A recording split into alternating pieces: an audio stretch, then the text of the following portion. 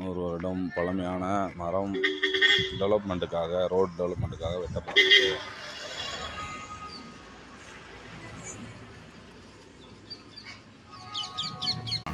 இது மட்டும் இருந்துச்சு, தனியாக இருந்துச்சு.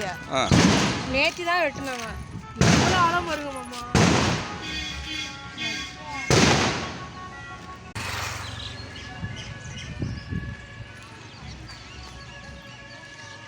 நம்ம எப்படி பேசிக்கோமா அப்படின்னு ஒரு 60-70 வருஷமா இருக்கு.